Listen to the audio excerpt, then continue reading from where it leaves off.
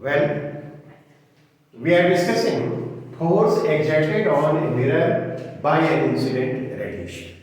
ठीक है ना? तो पहले क्लास में हम लोगों ने जो बात की थी, the mirror was perfectly reflecting, now the mirror is partially reflecting. और इस मिरर के लिए कोफिशिएंट ऑफ रिफ्लेक्शन जो है वह क्या है? गामा है।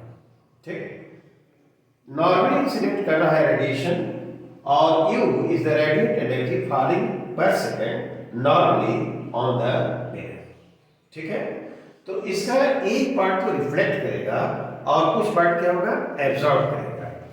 तो देखते हैं कि रिफ्लेक्टेड पार्ट के कारण इस पर कितना फोर्स लगता है और फिर देखेंगे कि जो एब्जॉर्ब पोर्शन है रेडिएशन का उसके कारण इस पर फोर्स कितना लगता है। ओके, तो पहले देखो इसका रिफ्लेक्शन कोफिशिएंट क्या है? Gamma. The gamma should be equal to UR by U, है ना? UR ये रिफ्लेक्टेड रेडिएशन है और U क्या है? इंसिडेंट रेडिएशन है। तो दोनों का जो रेशियो होगा that is called reflection coefficient. तो ये जो R लिखा है ये गामा की तरह है, UR by UR कितना हो गया? This is the reflected part of the incident radiation. वह क्या होगा? गामा इंटू ई, है ना? Force exerted on the mirror, exerted on the mirror,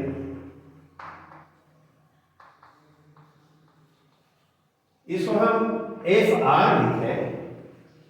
reflected portion के कारण मिरर पर जो फोर्स एक्सर्टेड होगा वह कितना होगा? तो this is equal to 2 times U R by क्या? सी। पढ़ाया हमने पिछले क्लास में, यू एनर्जी इंसिडेंट हो रही है तो उसके साथ उसके कारण जो इस पर फोर्स एक्सर्टेड होगा, यदि सरफेस परफेक्टली रिफ्लेक्टिंग था तो वो 2 टाइम्स यू आर बाई सी। ठीक है, तो यू आर की जगह हम क्या लिखेंगे? 2 बाई सी हो गया। यू आर की जगह gamma R and this is एक इक्वेशन हो गया। और ये फोर्स किधर लगेगा? Vertically downward. तो जो इंसिडेंट रेडिएशन है उसका एक पार्ट रिफ्लेक्टेड हुआ और रिफ्लेक्टेड पार्ट के कारण वर्टिकली डाउनवर्ड डायरेक्शन में इस मिरर पर जो फोर्स लगा वह कितना होगा? 2 gamma U by C. Now let us consider the force exerted on the mirror by the absorbed radiation. Absorbed radiation, absorbed part of the radiation, क्या तुम बता सकते हो कि एब्जॉर्ब पार्ट कितना होगा?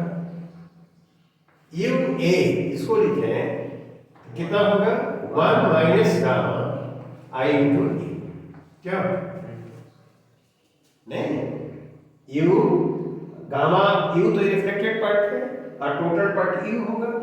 तो यू में ये गामा यू सब्ट्रैक्ट कर देंगे तो this will give the absorbed portion और part of the incident radiation. Force exerted on the mirror, force exerted on the mirror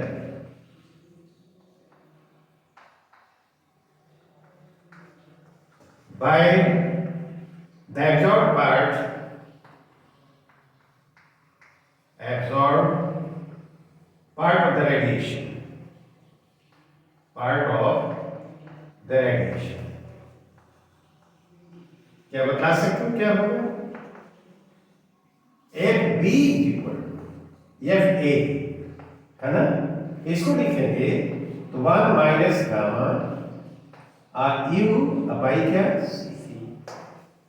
ठीक है ना? तो यह जो हुआ एब्जॉर्ब पोर्शन के कारण है और रिफ्लेक्टेड पोर्शन के कारण है।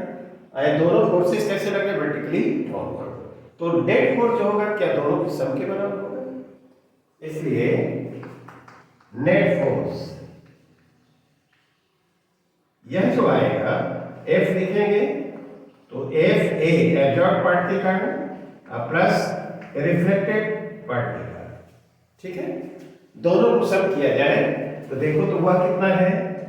1 minus gamma U by C, okay, plus 2 gamma U by C, ठीक है ना।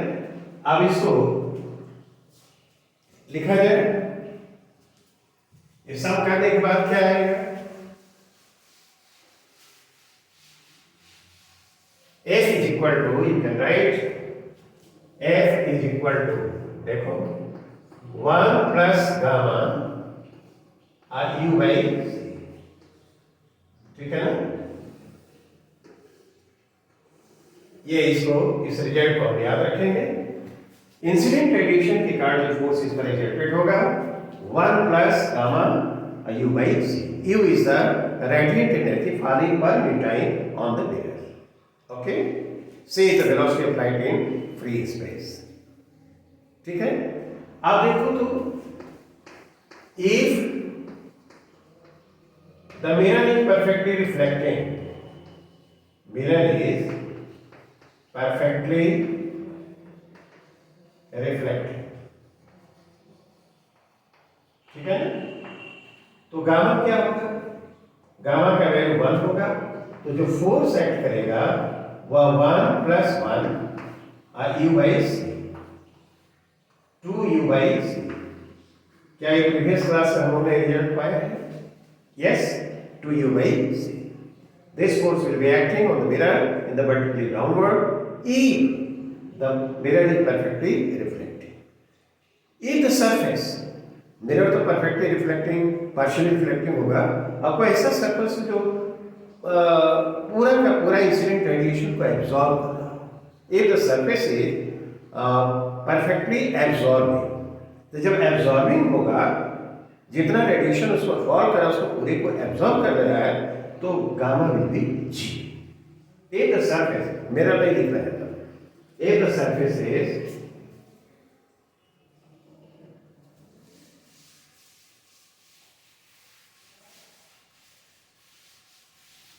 if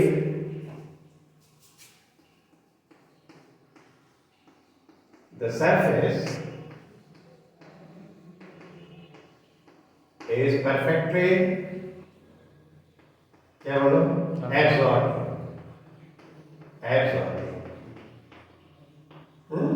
तो gamma is equal to G. तब जब फोर्स एक्ट करेगा सरफेस पर, वह क्या होगा, U by C, U by C। U is the radiant energy falling normally per second। Okay, अब ये जो फार्मूला हमारे पास आया उसको जरा हम अप्लाई करते हैं एक्सेल पर प्रॉब्लम।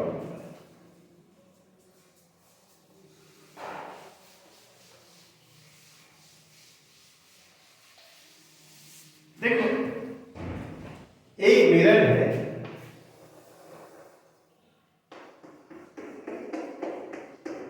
इस पर रेडिएशन ऐसे फॉल कर रहा है,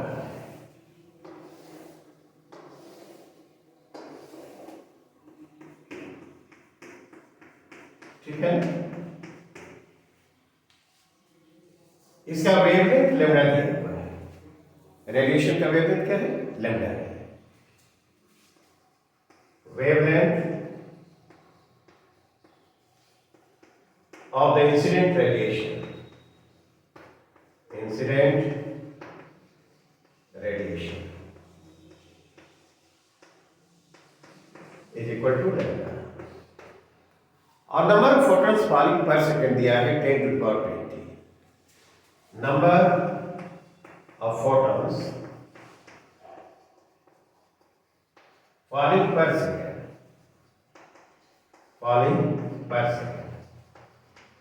ये नंबर दिया हुआ है n is equal to 10 to the power 20। Okay, और गामा का value 30% of the incident radiation,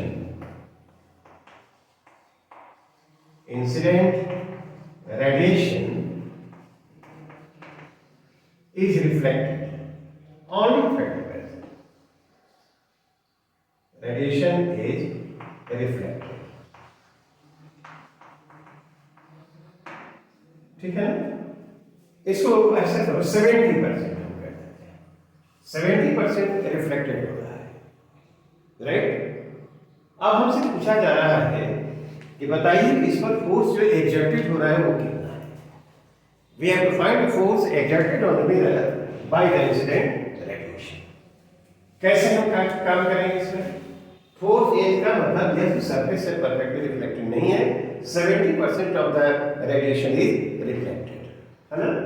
तो पहले बताओ तो ये फोर्स एज जो लगता है 1 प्लस गामा यू बाई सी, ठीक।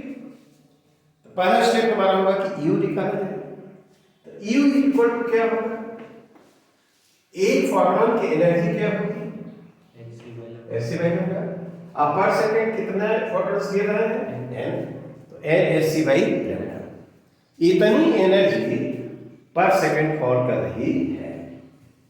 इतनी एनर्जी क्या, कौन सी energy? Radiant energy falling on the mirror per second. कैसा है? ठीक है कि नहीं? पर सेकंड इतनी एनर्जी फॉल कर रही है। Okay, N S C by lambda. Gamma में देखिए क्या होगा? गामा देखो तो 70% of the incident radiation is reflected. तो 70 बाई 100 यह क्या होगा? यह होगा, हाँ, इसको क्या लिखेंगे? 0.7। ये रिफ्लेक्शन कोफिशिएंट हो गया। उस सरफेस के लिए रिफ्लेक्शन कोफिशिएंट कितना हो गया? 0.7। तब बताओ तो फोर्स जो एक्सर्टेड होगा वह क्या लिखेंगे? F is equal to 1 plus 0.7 क्या गामा के वैल्यू लिखते हैं। अब यू कितना लिखते हैं? एन एच सी बाई, है ना। और फिर सी, तो सी यहां रहेगा।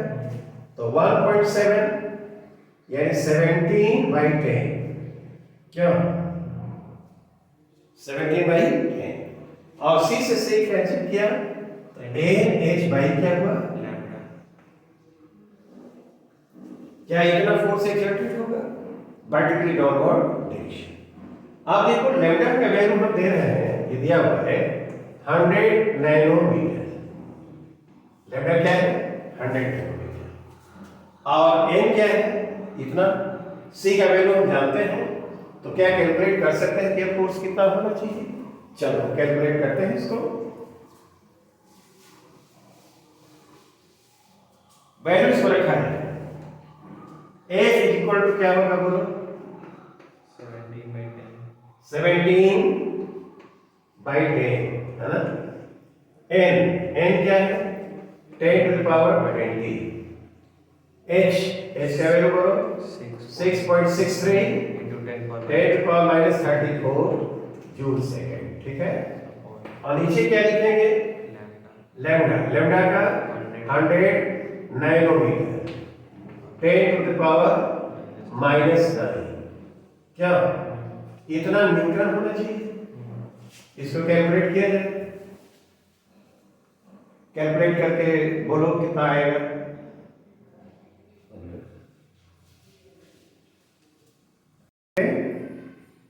वैल्यूज हमने रखा है और कैलकुलेशन करने के बाद जो आएगा वो ये आना चाहिए, ठीक है ना।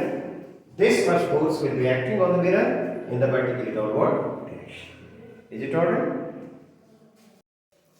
Well, now let us consider the situation in which the incidence is optic. Right? This is a plane mirror. The surface of the mirror is perfectly reflecting. और एनर्जी जो इस पर फॉल कर रही है, radiant energy falling per second, that is you, ठीक। Angle of incidence दिया हुआ है थीटा। हम जानना चाहते हैं कि इसके कारण इस पर जो फोर्स लगेगा वह कितना लगेगा। We have to find expression for the force exerted by this incident radiation. पहली बात इस पे देखें कि इंसिडेंट रेडिएशन जो एनर्जी फॉल करे पर सेकंड यू है, इसके साथ एसोसिएटेड जो मोमेंटम होगा क्या यू बाई सी होगा। यह परफेक्टली रिफ्लेक्टिंग है, तो रिफ्लेक्ट करके ऐसे पूरा का पूरा रेडिएशन जाएगा। तो रिफ्लेक्टेड जो रेडिएशन है उसके साथ जो एसोसिएटेड मोमेंटम है वह भी यू बाई सी होगा। Clear?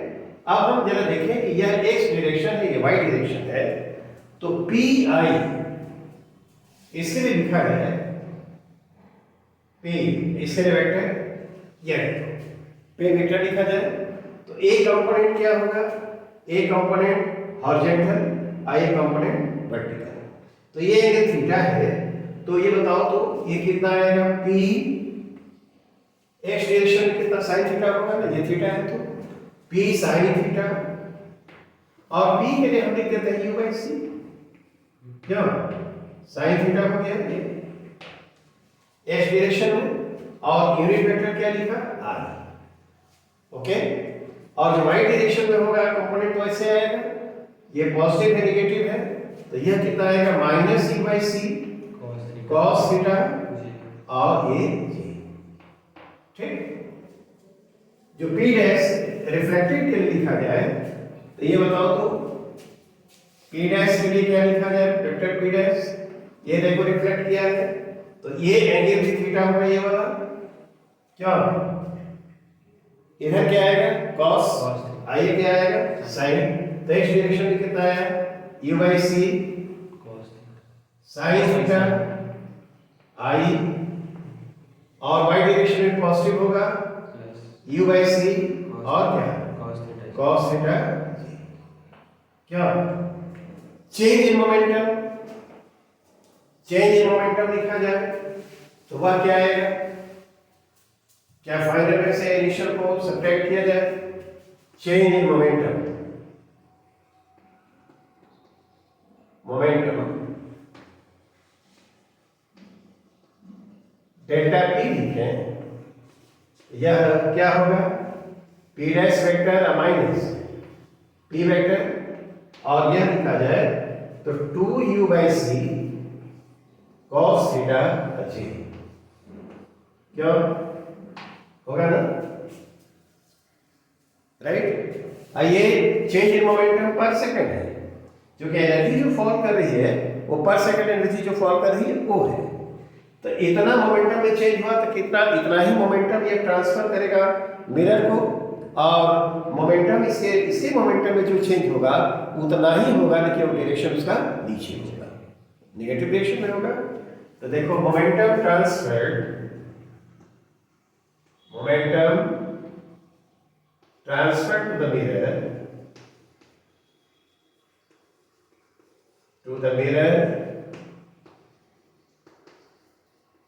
per second by the incident radiation,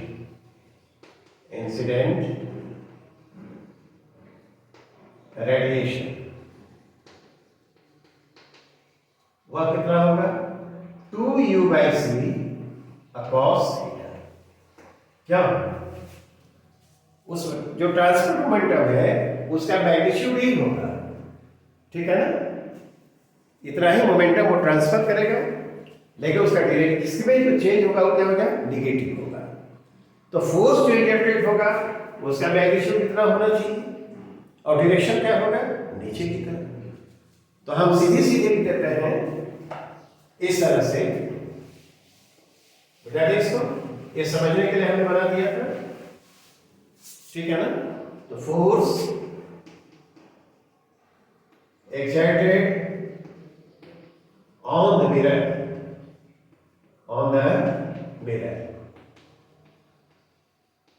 by the incident radiation,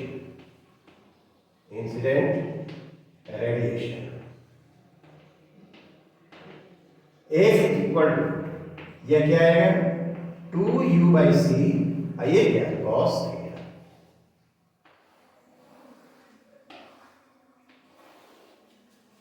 incident radiation के लिए यदि एंगल ऑफ इंसिडेंस थीटा हो और सरफेस परफेक्टली रिफ्लेक्टिंग है, तो वैसी सिचुएशन में ये जो फोर्स इस पर एक्सर्टेड होगा वो 2u by c cos theta, और इसका डायरेक्शन किधर होगा vertically downwards, in the vertically downward direction, क्या कैसे कर सकते हैं, तो यदि यू सी और ये हमको थीटा मालूम हो तो क्या ये फोर्स जान सकते हैं? नहीं। अब मान लो कि नॉर्मल इंसिडेंस होगा तो थीटा क्या होगा? जी। फॉर नॉर्मल इंसिडेंस,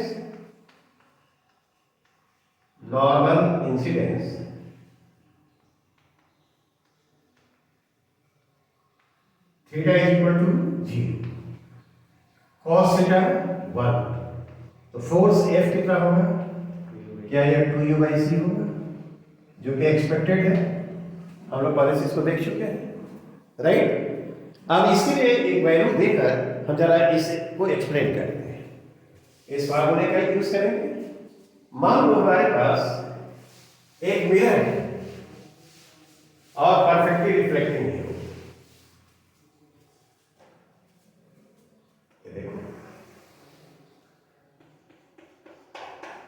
रेडिएशन ऐसे फॉल कर रहा है,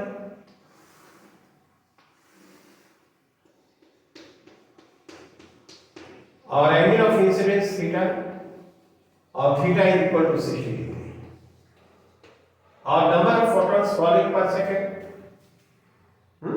वो 10 टू पावर 20। लैम्डा ये दिया है, ये हमें रहे हैं ये 200, ठीक है ना, नैनोमीटर। ठीक, ये n क्या है? Number of photons falling per second, theta इतना दिया है। तो बताओ इस surface is perfectly reflecting, surface is perfectly reflecting,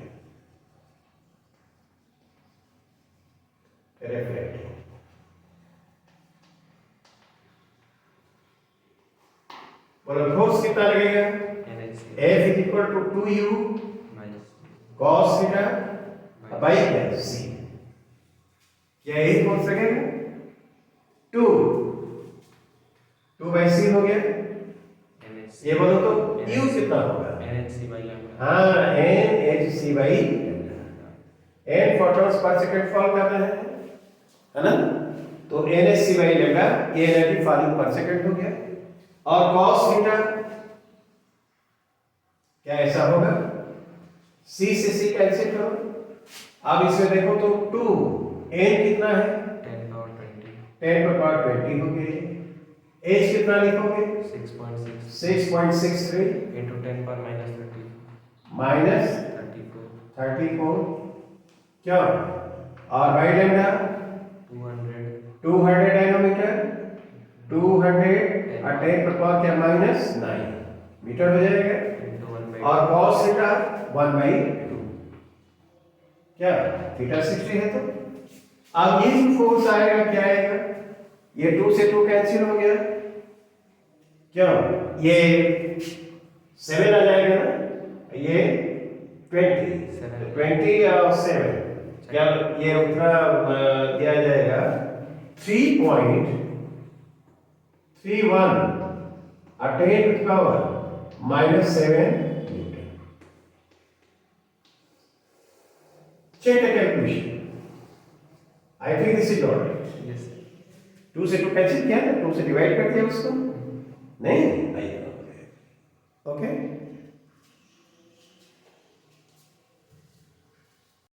Let us consider this problem. In this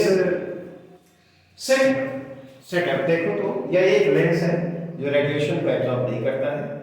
इसके फोकस पर एक पॉइंट सोर्स है, ठीक, और ये जो पॉइंट सोर्स है वेवलेंथ लैम्डा का रेडिएशन एमिट करता है यूनिफॉर्मली इन ऑल डायरेक्शंस। ठीक, एमिटेड रेडिएशन का 40% इस लेंस से पास करता है। तो after emergence from the lens the rays will be rendered parallel, और इस पर जो रेडिएशन का इंसिडेंस होगा मिरर पर, है ना, वह क्या होगा? नॉर्मल होगा। इस इंसिडेंट रेडिएशन के कारण इस मिरर पर अपवर्ड डायरेक्शन में फोर्स एक्ट करेगा, और इस पर जो ग्रेविटेशन पुल है वो नीचे की तरफ एक्ट करेगा। तो रेडिएशन के कारण जो फोर्स लग रहा है वह ग्रेविटेशनल पुल को बैलेंस कर रहा है, नहीं? तब क्या होगा? इस मिरर विल रिमेन स्टेबल। तो हमसे पूछा जा रहा है कि इस स्थिति में इस सोर्स के द्वारा जो पर सेकंड एमिटेड फोटॉन्स होंगे उनका नंबर क्या होगा? We have to find the number of photons emitted by the source per second. ठीक, वेवलेंथ लैम्डा दिया हुआ है। पहला ये देखा जाए कि U क्या होगा, ये निकालना है। ठीक है ना? तो यदि सोर्स का पावर P है तो U क्या होना चाहिए? U इज इक्वल टू क्या 40% ही पास कर रहा है इसे, तो 40% यानी 40/100 I इंटू पी। क्या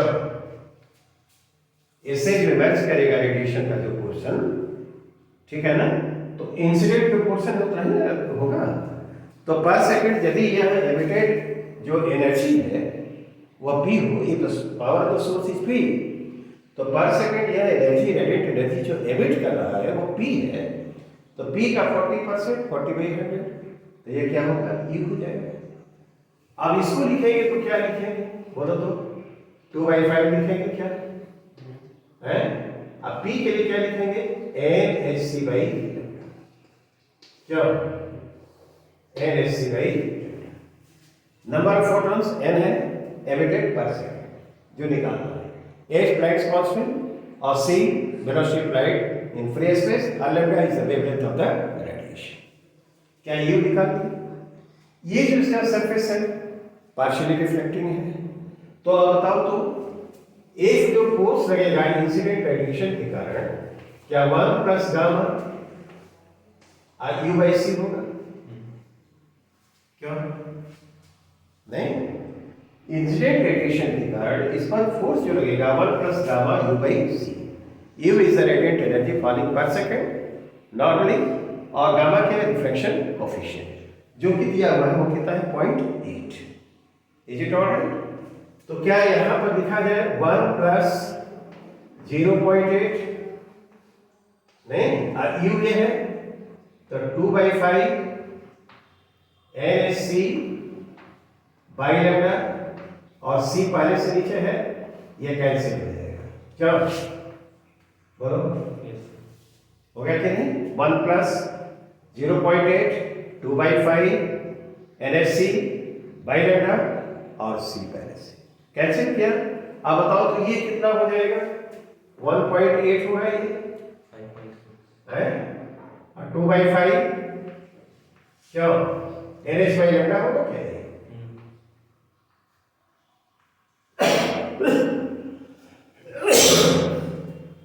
NH बाई लैम्डा ये फोर्स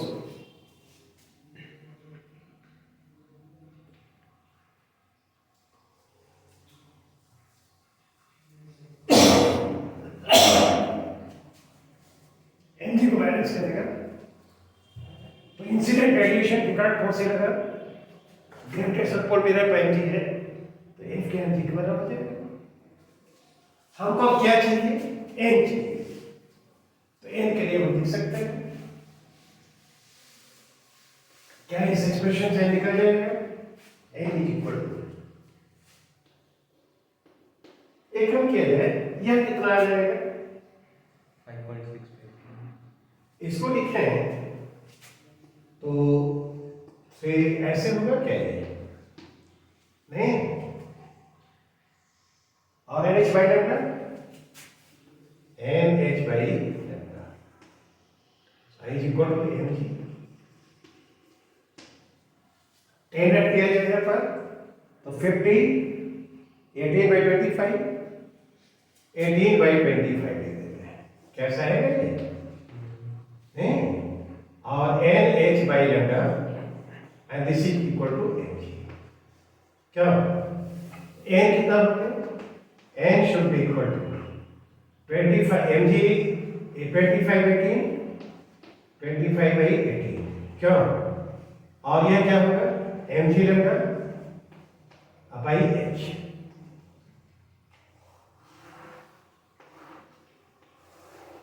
इज इट ऑलराइट? 25 नहीं mg लैम्डा और 18h। यदि mg लैम्डा h वैल्यू हमको मालूम ही है, तो मालूम हो क्या ये नंबर ऑफ फोटॉन्स एमिटेड पर सेकंड हमको मालूम हो जाएगा। क्या, आई think this explanation is clear. Okay, Let us see this situation. ये plane mirror, reflection coefficient for this plane mirror is gamma. Okay? Incident radiation का कुछ part reflected होता है, कुछ absorb होता है. ठीक है ना? तो reflection coefficient की meaning तो हम समझ चुके हैं, right? आप देखो तो जो इंसिडेंट रेडिएशन है उसकी इंटेंसिटी दी हुई है. ठीक है? ये नॉर्मल इंसिडेंस है, इस पर नॉर्मली ये इंसिडेंट हो रहा है और इंटेंसिटी क्या दिया हुआ है? आई दिया हुआ है. तो इंटेंसिटी का मतलब क्या होता है? ये radiant energy falling normally on unit area पर सेकंड. जब आई कहते ये समझना चाहिए कि radiant energy falling normally on unit area पर सेकंड. ठीक है? तो अभी बताओ कि यदि आई दिया हुआ है और ये सब चीजें एरिया दिया हुआ है, तो इस एरिया ए पर इस इंसिडेंट रेडिएशन के कारण जो फोर्स एक्सर्टेड होगा वह क्या होना चाहिए? When we have here we have to find the force exerted on the mirror by the incident radiation. ठीक है ना? एरिया क्या है? ए एरिया पर. तो पहला हमारा स्टेप क्या होगा? बताओ तो पर सेकंड कितनी एनर्जी इस पर फॉल कर रही है नॉर्मली. तो एनर्जी जो फॉल कर रही है यू हमको लिखना होगा. तो क्या लिखना होगा? देखो यू इज इक्वल टू क्या आई ए हो गई. क्या यूनिट टाइम में यूनिट एरिया पर जो एनर्जी फॉल करे वो आई है. तो यूनिट टाइम में ए एरिया पर जो फॉल करेगा वो क्या है? आई ए होगा. ठीक. अच्छा. और फोर्स हम लिखेंगे. फोर्स जो एक्सर्टेड होगा वो क्या होना चाहिए?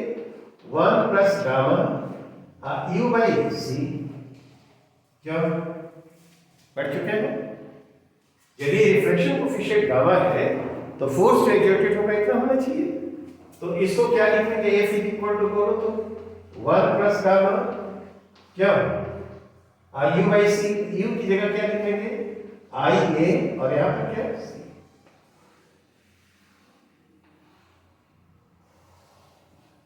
ठीक है?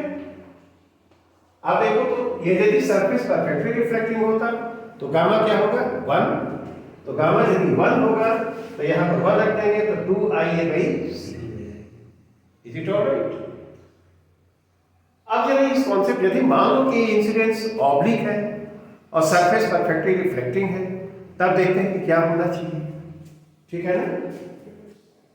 देखो इस डायग्राम को यहां पर हम दिखलाते हैं और उसको जरा समझने की कोशिश करेंगे और उसको फिर हम यूज करेंगे. ये देखो सरफेस है ये मिरर का और ये रेडिएशन फॉल कर रहा है इससे. एरिया ए है. ठीक है ना? ये एरिया पर फॉल कर रहा है और इंटेंसिटी जो है वह क्या है? इंटेंसिटी आई है. Intensity of the incident radiation.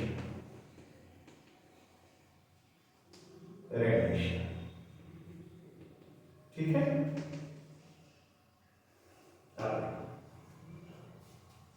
यहां पर थोड़ा सा बहुत बढ़िया से समझना है.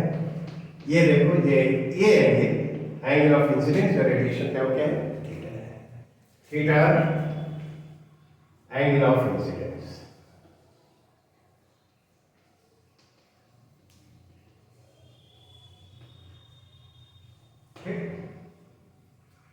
नहीं, surface is perfectly reflecting. Surface is perfectly reflecting.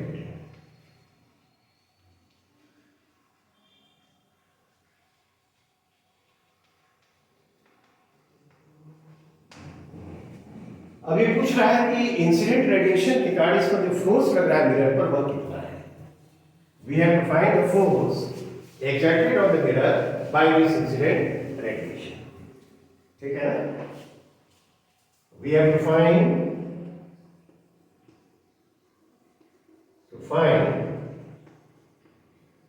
The force exerted on the mirror by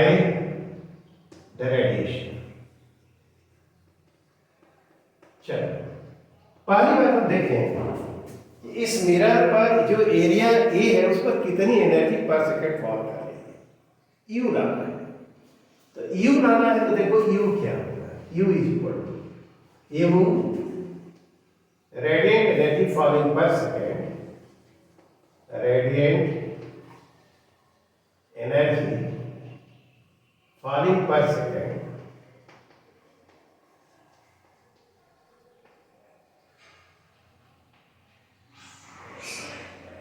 on the area A। तो यह कितना होगा ये देखना है हमको। तो देखो ये क्या करेंगे हम लोग, एरिया वेक्टर है, इस पर नॉर्मल जो डाला जाएगा that will give the direction of area, और ये एंगल ऐसे हम करेंगे, ये क्या होगा, थीटा होगा। जिस डायरेक्शन में से इंसिडेंट हो रहा है उधर इसका कंपोनेंट ले लिया जाए। तो ए है और ये थीटा है, तो ये कंपोनेंट कितना होगा, ए cos थीटा, ठीक है ना। तो u जो हम लिखेंगे u वह होगा i और a cos थीटा। इस एरिया ए पर सेकंड जो एनर्जी फॉल कर रही है इसे, है ना, वह कितने के बराबर होगा, i a cos theta. i ये क्या है, इंटेंसिटी है, और एरिया हमने लिया है, क्या दिया है, a। इस पर नॉर्मल डालोगे that will give the direction of the area vector, और ऐसे तुम लोग इसका एक कंपोनेंट ले लो ऐसे, है? तो ये एंगल थीटा होगा, ये एंगल थीटा है, तो देखो ये वाला 90 माइनस थीटा होगा, यह 90 है? तो ये थीटा हो जाएगा, ठीक नहीं, गुड। क्या ले सकते हैं इसको हम लोग ऐसे। तो इस एरिया पर पर सेकंड एनर्जी जो फॉल करेगी वह आई ए cos थीटा ऑब्लिक इंसिडेंस है। अब इसके कारण जो फोर्स एक्ट करेगा इसका क्या है, परफेक्टली क्या है, रिफ्लेक्टिंग है, सरफेस इज परफेक्टली रिफ्लेक्टिंग।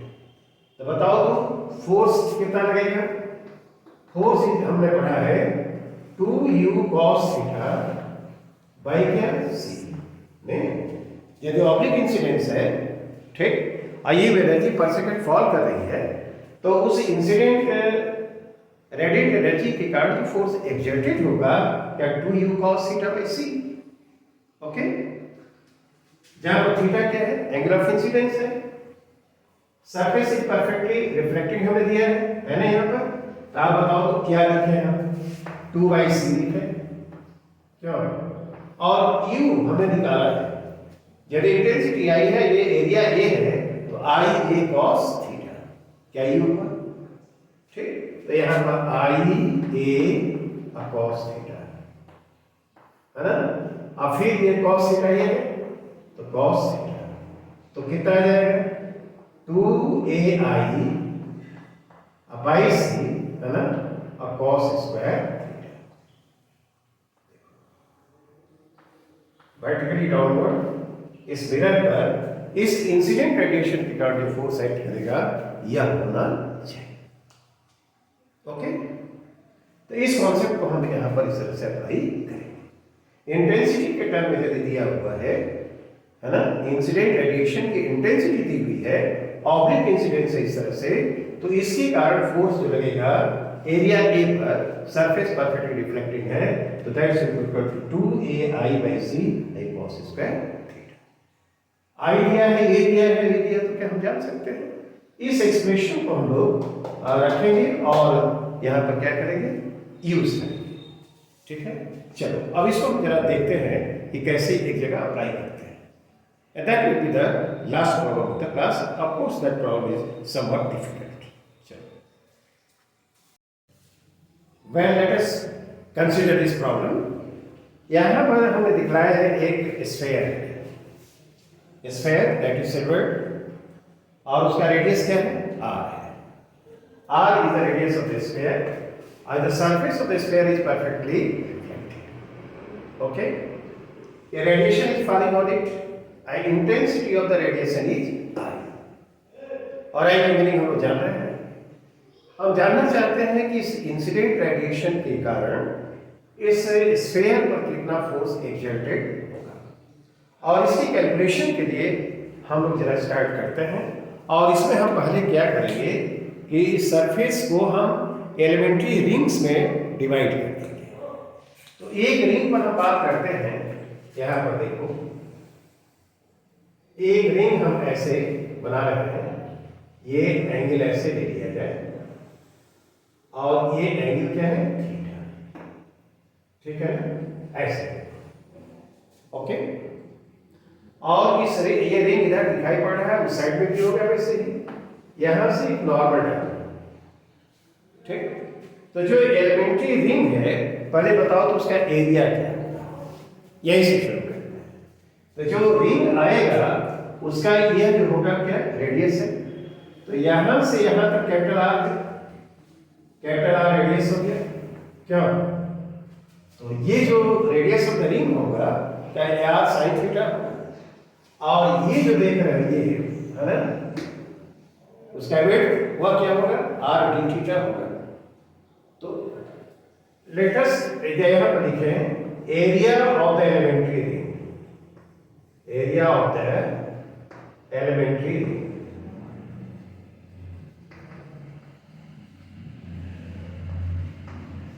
देखो 2 पाई आर साइन थीटा, है ना, और आर डी थीटा। देखो ये आर डी थीटा क्या है, यह है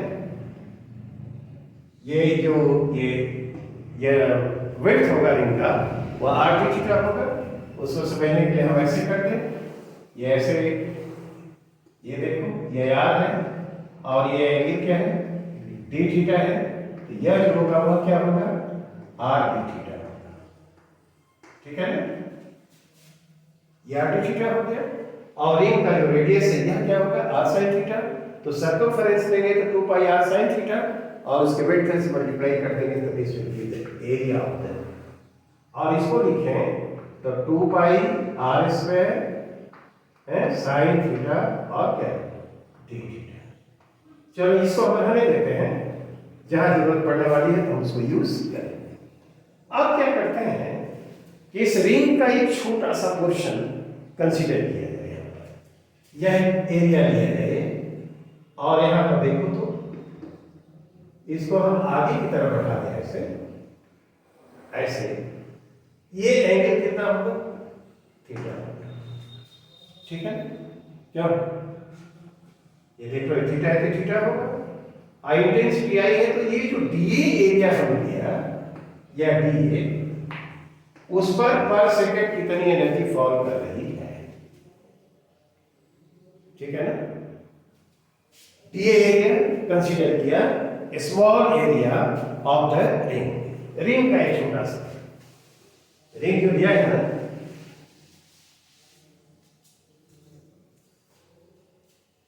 we consider a small area dA of the ring, ठीक है। अच्छा बताओ तो एरिया कैसी क्वांटिटी है, वेक्टर क्वांटिटी है, और ये इस पर जो नॉर्मल डालेंगे का ये जो रेडियस है नॉर्मल होगा, and that will give the direction, और ये जो एरिया वेक्टर होगा वह इससे हॉरिजॉन्टल से यानी इसके डायरेक्शन से कितना एंगल बनाएगा, थीटा, ठीक है ना। तो देखो तो एनर्जी फॉलिंग पर सेकेंड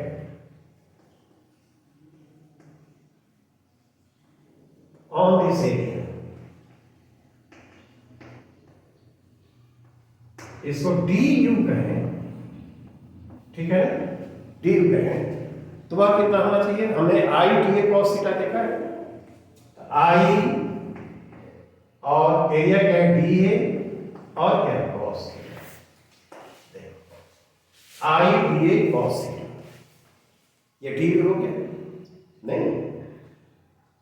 अब बताओ तो इसके कारण इस पर जो फोर्स एक्ट करेगा D U, this is the energy falling per second on the area D, और ये जो एनर्जी फॉल कर रही है वो देखो इस पर जो फॉल कर रही है ऐसी फॉल कर रही है, तो ये ऑब्लिक इंसिडेंस है, ऑब्लिक इंसिडेंस होगा तो मैंने बताया कि जैसे यह मिरर है और इस पर ऐसे फॉल कर रहा है, ऐसे रिफ्लेक्ट करके जाएगा, ये एंगल थीटा है, तो जो फोर्स लगेगा डीएफ वह कितना होगा? क्या 2du cos थीटा बाई क्या नहीं? बोलो, ये पढ़े हम लोगों ने। यदि परफेक्टली रिफ्लेक्टिंग है और डी एनर्जी उस पर फॉल कर रही है और ऑब्लिक इंसिडेंस है, इंसिडेंस कैसा है? ऑब्लिक है, तो 2u cos theta by c ये फोर्स लगेगा। तो यहां देखो du तो ये दिया हुआ है, इतना है ये, क्या अभी हमने पाया कि जब इंटेंसिटी के टर्म में दिया हुआ है तो आई dA cos थीटा, ठीक? तब बताओ तो dF जो फोर्स एक्ट करेगा वह कितना होना चाहिए?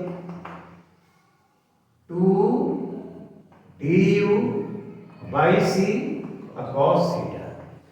अब ध्यान से देखो 2 by c तो हो गया ही, और du कितने के बराबर है?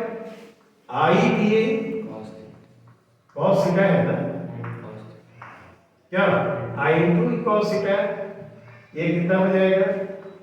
2I और dA by c और क्या? cos square. ओके, अब ये जो फोर्स एक्ट करेगा क्या उस एरिया पर नॉर्मली होगा? तो ये बताओ, तो नॉर्मल इस एरिया पर डालेंगे तो यही डायरेक्शन होगा। तो इस फोर्स का डायरेक्शन हम डीएफ लिखते हैं, तो क्या यह होना चाहिए? ये फोर्स इस एरिया पर एक्ट कर रहा है, ठीक है? अच्छा बताओ, तो ये जो डीएफ एक्ट कर रहा है क्या ये वेक्टर क्वांटिटी है? फोर्स इस तरह से एक्ट कर रहा है कि इसको दो यूजुअली परपेंडिकुलर डायरेक्शन में हम रिजॉल्व करें। क्या ये एंगल थीटा होगा? तो इधर कंपोनेंट कितना आएगा? dF cos थीटा, इधर कंपोनेंट कितना आएगा? बोलो, dF sin थीटा। क्यों? अब इसका इससे अपोजिट एलिमेंट लिया जाए, एक छोटा सा पार्ट लिए इस रिंग का, तो उस पर इसी तरह से फोर्स ऐसे एक्ट करेगा, और dF sin थीटा जो आएगा वह क्या दूसरे के इक्वल एंड अपोजिट होगा? नहीं, तब एक दूसरे को कैंसिल कर देगा, दे विल एनर ईच अदर, तो सर्वाइव कौन करेगा? dF cos थीटा, ठीक है ना? Only the component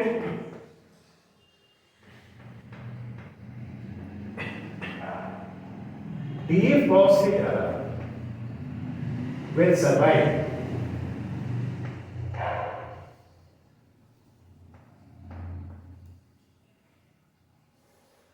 for the ring, ठीक है? तब रिंग पर पूरा ले लिया जाए तो फोर्स ऑफ द रिंग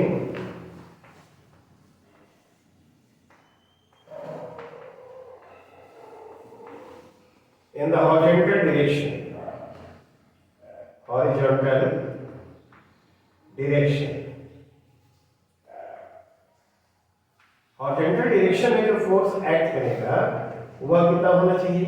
उसको dF ही रहने दें ऐसे, नहीं तो dF cos थीटा होगा, ये dF डैश लिख देते हैं, तो dF cos थीटा, और ये dF cos थीटा लिखना होगा, तो ये dA पर हमने लिखा है, तो ये dA को रिप्लेस कर देंगे by the area of the ring, dA will be replaced by the area of the ring. बताओ तो ये यहां पर हम लोगों ने गलत लिखा है, cos theta cos square theta होगा ना, है क्या? cos स्क्वायर थीटा होना चाहिए। तो force of the ring in the horizontal direction हम लिखते हैं, तो इसमें क्या करेंगे? dA को हम रिप्लेस कर देंगे किससे? dA को रिप्लेस करेंगे किससे? एरिया ऑफ द, तो उसे यदि हम करते हैं तो ये देखो, तो dF cos थीटा लेना है, dF cos थीटा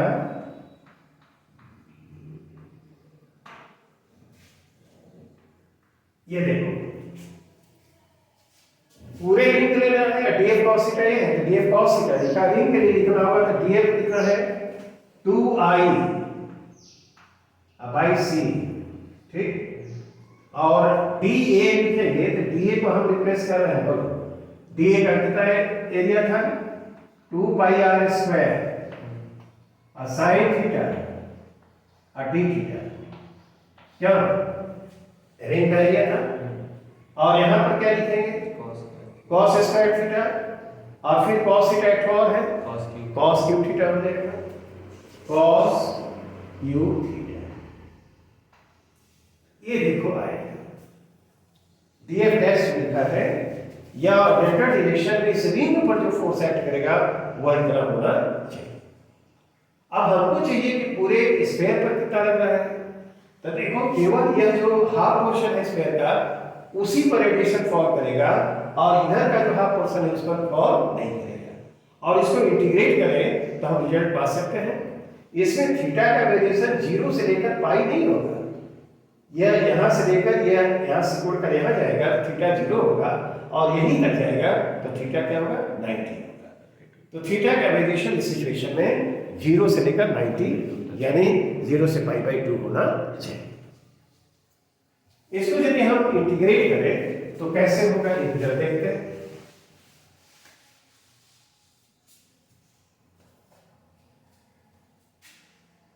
इसे force on the sphere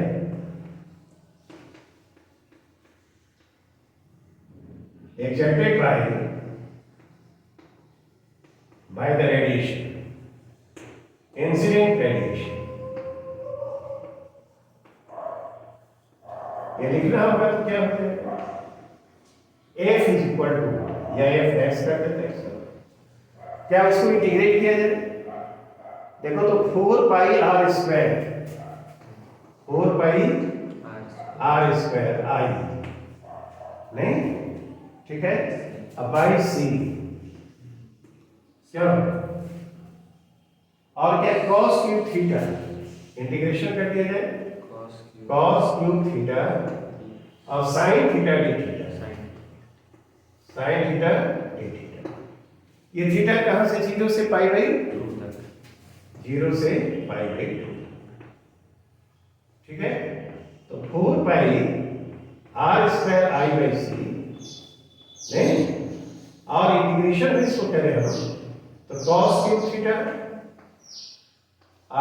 D cos theta लिख सकते हैं इसको, sin थीटा डी थीटा की जगह डी cos थीटा। क्या कुछ मिस कर रहे हैं हम इसमें, cos थीटा का डिफरेंशिएशन बताओ तो कितना होता है माइनस, तब यहाँ पर माइनस साइन होना चाहिए क्योंकि डिफरेंशिएट करने के बाद है ना हमको sin थीटा डी थीटा मिलना चाहिए, तो माइनस आएगा माइनस आएगा तब ना होगा। तो ये इंटीग्रेशन हो जाएगा वो -4 pi R square I by C, I integration कितना हो जाएगा बोलो, थीटा cos थीटा वेरिएबल है तो cos square cos 4 theta by 4 नहीं, थीटा जब यहाँ पर देखो जब थीटा 0 होगा तो cos थीटा क्या होगा 1 नहीं, और π/2 होगा तो क्या होगा 0। तो क्या इसका इंटीग्रेशन -1/4 हो जाएगा, तो प्लस, हाँ तो प्लस हो जाएगा, 4 से 4 कैंसिल हो जाएगा, पाई आर स्क्वायर आई बाई सी। क्या यह फोर्स एक्ट करेगा और उसका हॉरिजॉन्टल डायरेक्शन होगा और टुवर्ड्स किधर होगा लेफ्ट। तो इंसिडेंट रेडिएशन के कारण फोर्स एक्ट करेगा ये क्या होना चाहिए। Is it all right? I think this explanation is clear. I के टर्म में यदि दिया हुआ इंसिडेंट रेडिएशन यानी इंसिडेंट रेडिएशन की इंटेंसिटी दी हुई है तब हम कैलकुलेट कैसे करेंगे और एक्सर्टेड फोर्स को कैसे प्राप्त करेंगे। Is it all right? I think this explanation is clear. That's all for today. Thank you.